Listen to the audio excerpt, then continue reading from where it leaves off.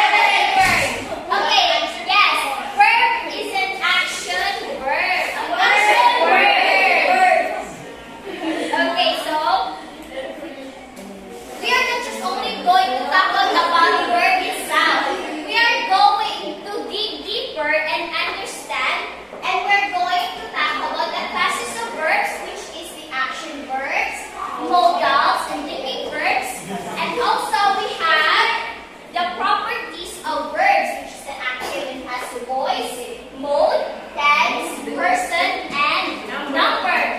So to start, we have first question, verbs.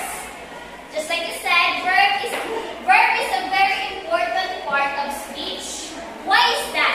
Because verb is an important part of speech, because the statements and phrases cannot be completed without a verb. You cannot describe a word without an action. That's why it is an important part of speech and an important part in the use of English language. Without verbs, a sentence is incomplete, just like I said. Tells what the subject does in a sentence. It may be an action or non-action. Because verb is an action word, it does tell what does the subject is doing. Also, verb has two parts. It's an action or non-action verb. So to start, we have non-action verbs. The non-action verbs show a state. They are also called passive verbs, and they are used to describe states rather than things or actions.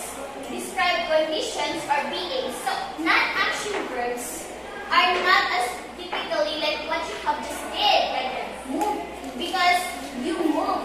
Non-action verbs does not move. You do.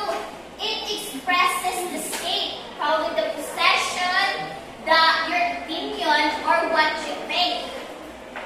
An example of non-action verb is like look, see, and listen.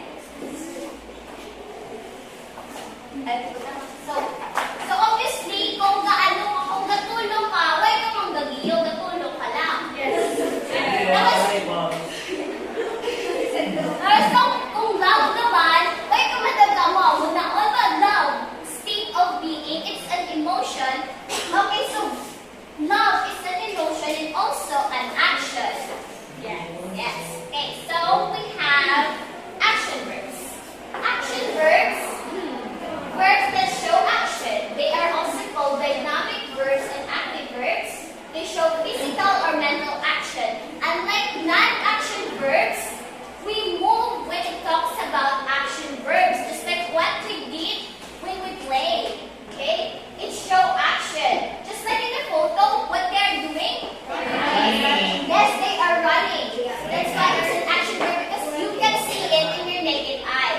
Actually, before I learned and studied the lesson, I thought verbs are just about moving.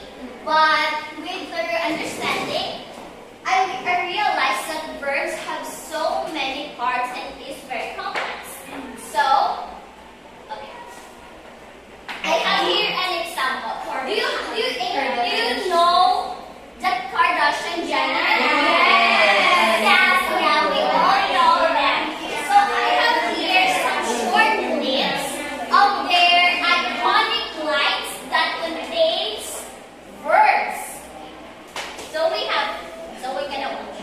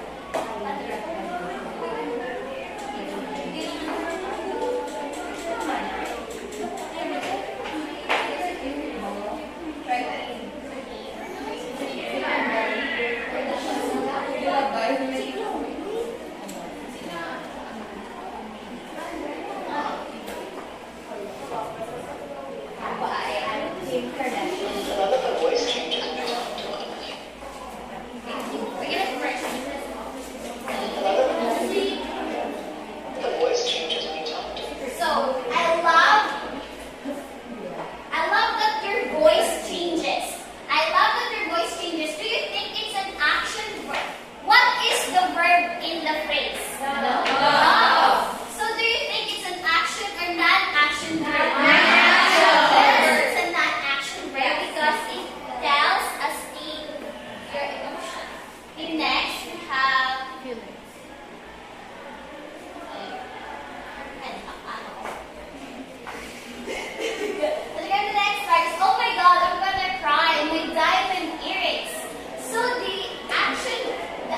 word is cry. What is cry an action or non-action verb?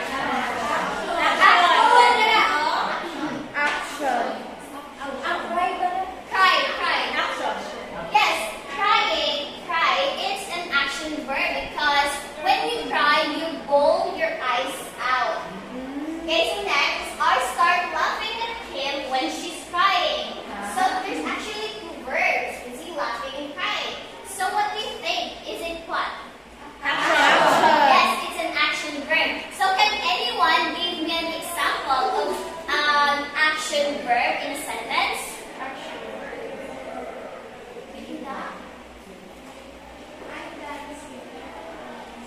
I'm dancing. So dancing is an action verb, correct? Next, April. I like playing piano. That like is a non-action verb, correct? Playing. I like in playing, so that it contains to play.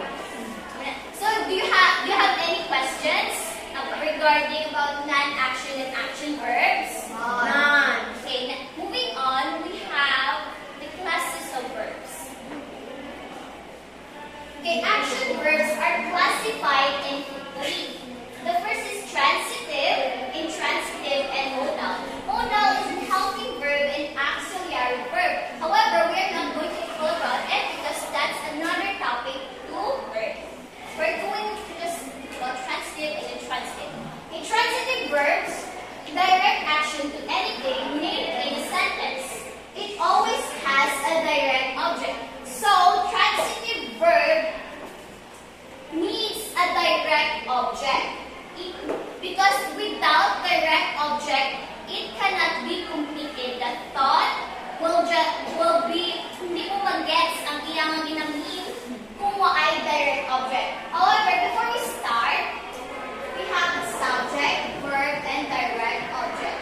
Subject is the one who makes the action. Verb is the action, and direct object is the one who receives the action made by the subject. So, that is the structure of a transitive sentence. So, I have an example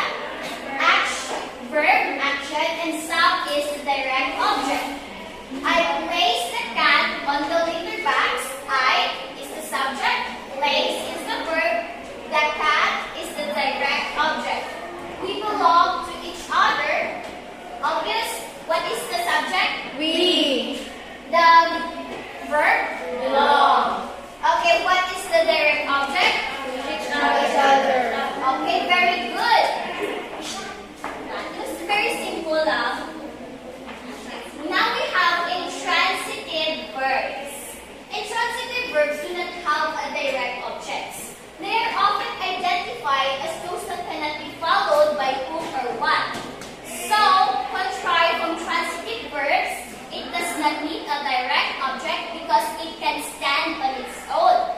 And you cannot identify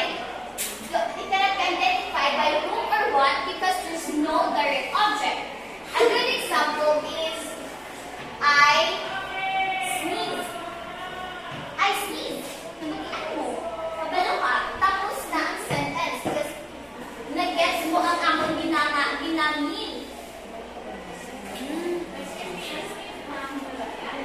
Hindi. Nabatian mo na ng shiko. Nabatian ba?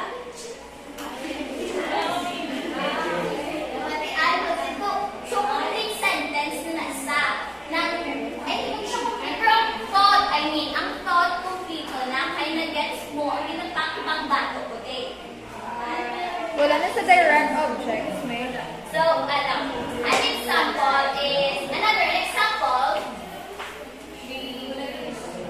Angeline always arrives on time. So, arrives Is the verb. Arrive is intransitive because when you read the thought, it's already completed. Hindi mo na siya kinanlas ang direct object. Iniintindihan mo na si Angeline arrive siya on time. So, another example is Alice plant in the garden died.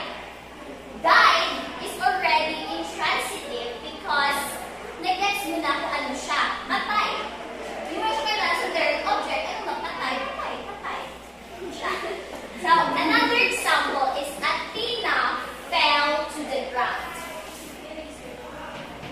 Athena fell to the ground. Athena, the subject, and fell is the action. To the ground, basta mag-gets mo, basta mag-abrin yung direct object sa this is a prepositional phrase because it tells where it fell. So, Athena fell to the ground is intransitive. So, Ang whole sentence nila ang intransitive, not yung di ang kailangan. Hindi. Nang mismo ang verb, intransitive verb. So, ang fella, Ikaw na ba ito? Only where is verbs. Myla, can you make the verb fell into a transitive verb? Para mas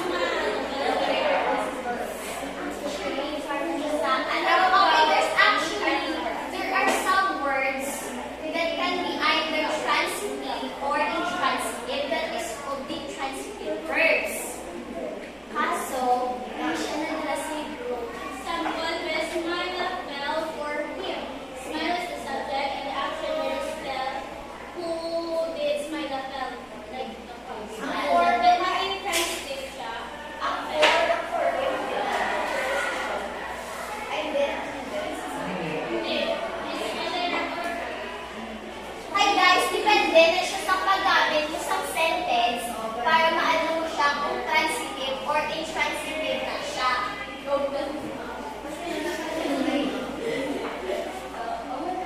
At may kung iano, hindi ba sa dictionary?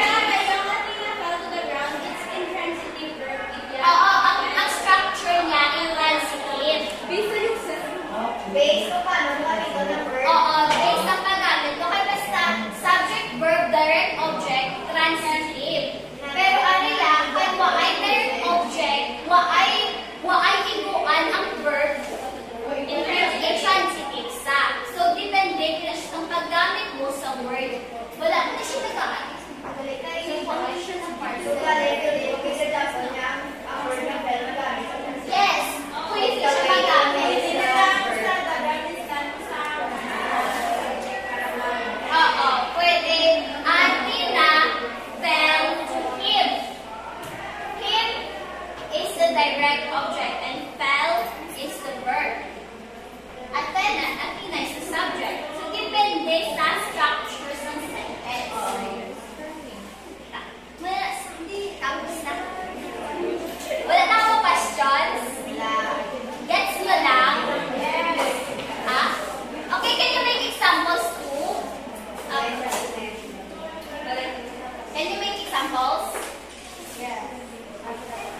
Give me examples if you understand. Intransitive or transitive? Intransitive lang, may parang mas hapos. Rhea is crying. Ha? Rhea is crying. Rhea is intransitive siya ga, kaya nga, wa ay direct object, wa ay may masalok sa mga Bigyan ni intransitive. ay transitive. Ano yung transitive? Intransitive. Ano ko? Anong ginagawa? Intransitive example, yung pangalan ko, di ba? Tapos yung example is transitive. Okay, Transitive siya?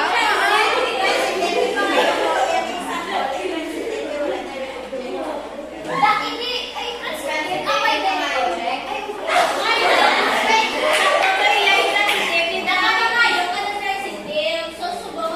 Intransitive. Ay, sorry. Check ko po tayo. Rhea is crying. That's intransitive. So, why na? Maria, take a shirt on transitive. Sebastian is laughing because of the joke.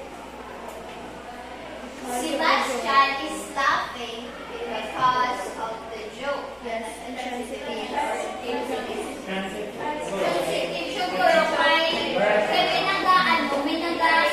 sang interaction na laughing. Sebastian laughing because of the joke. Transitive siya. Kasi transitive mo lang na. Diba? Direct object yung verb six ang Action. ang subject. Diba? The joke is there. Oo, hindi siya nag-receive ng action. Oo, siya. The receiver of the joke. Kaya okay. Transitive. Kasi pag hindi ka intransitive,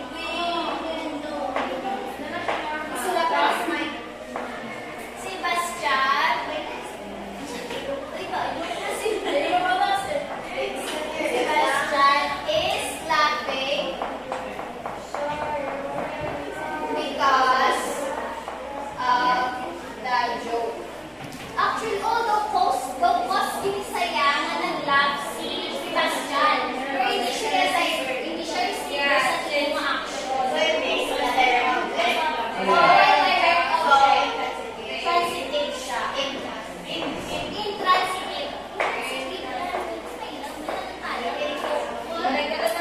Transitive, ang mga ay direct object.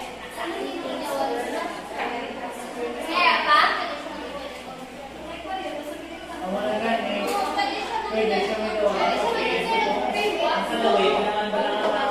Diba? Ay, may mga Ang reason, ano ginagawa? Pero, I think, confused lang sa use ng, sa conjunction. Because, Pero sakbangan ang sentence structure. Pero align grammar. Okay, kung pagod ang